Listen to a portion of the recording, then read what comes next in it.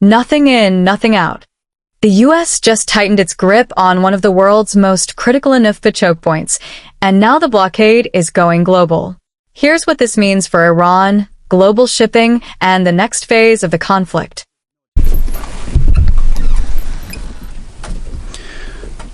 Well, good morning. Unlike the endless wars of the past that dragged on for years and for decades with little to show for it, Operation Epic Fury has delivered a decisive military results in just weeks. Korea, Vietnam, Iraq, Afghanistan, as the president has pointed out, all took years, decades. Vague missions, shifting sands, little to show for it.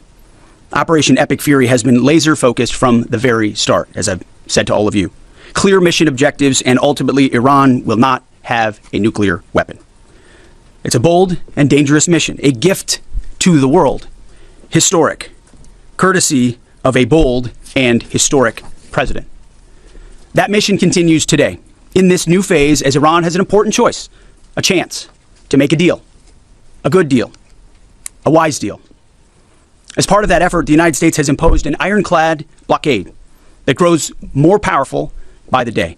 From the Gulf of Oman to the open oceans, our Navy is enforcing this blockade without hesitation or apology. Now, as usual, there's a lot of false information out there. I'll say this, every ship that the U.S. believes meets our criteria, either Iranian ships or to and from Iranian ports, has been turned around. As of this morning, 34 total. Non-Iranian vessels are allowed to transit, and many have, including overnight.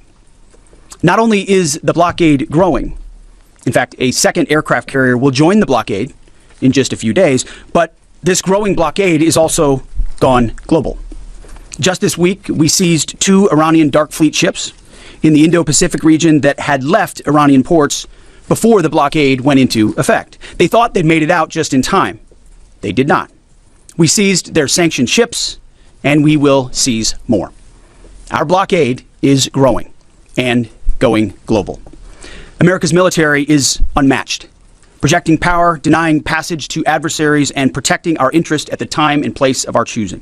No one sails from the Strait of Hormuz to anywhere in the world without the permission of the United States Navy. To the regime in Tehran, the blockade is tightening by the hour. We are in control, nothing in, nothing out. Iran's battered military, the IRGC specifically, has been reduced to a gang of pirates with a flag. They cloak their aggression in slogans, but the world now sees them for what they are, criminals on the high seas. They don't control anything. They're acting like pirates, acting like terrorists. They're the ones who lay indiscriminate mines, who shoot at random ships, who killed 45,000 of their own people, innocent protesters in the course of weeks. Their own people. They are the bad actors. The vessels that the Iranians seized in recent days, a couple of them, they're not American ships. They're not Israeli ships.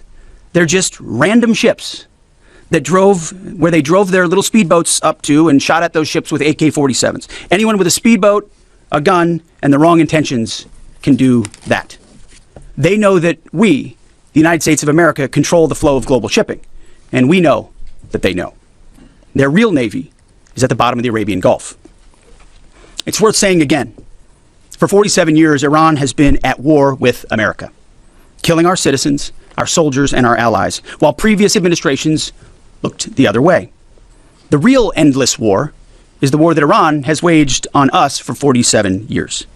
President Trump is the only president with the guts and moral clarity to finally do something about it. I see it every day behind closed doors. President Trump's fortitude is unshakable, and his mission is crystal clear. President Trump said it again yesterday. We have all the time in the world, and we're not anxious for a deal. And I hear him say it every day in private as well. Iran knows that they still have an open window to choose wisely. As we said previously, choose wisely at the negotiating table.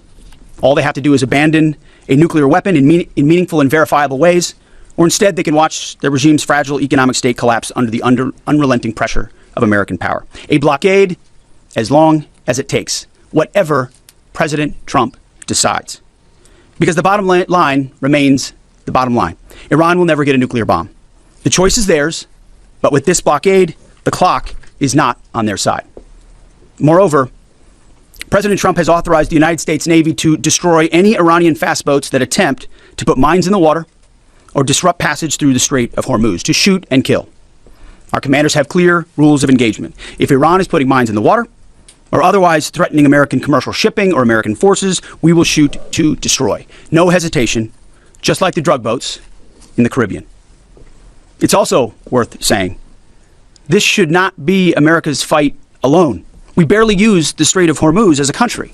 Our energy doesn't flow through there, and we have plenty of energy. Just look at the new global Congo line, headed to Texas. A beautiful picture. Europe and Asia have benefited from our protection for decades, but the time for free riding is over. America and the free world deserve allies who are capable, who are loyal, and who understand that being an ally is not a one-way street. It's a two-way street.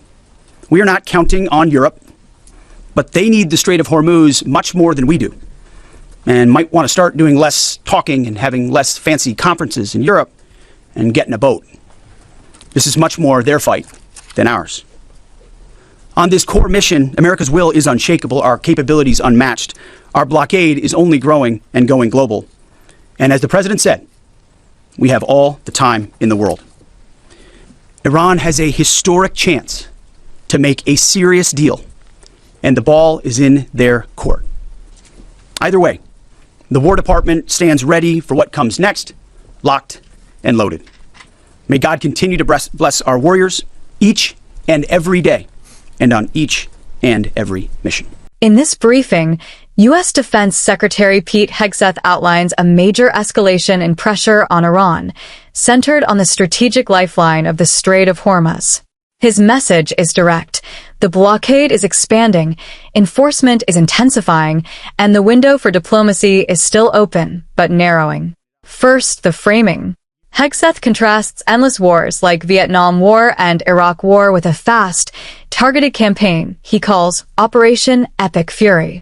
The goal is singular: prevent Iran from obtaining a nuclear weapon while avoiding a drawn-out ground conflict. Second, the mechanics of the blockade.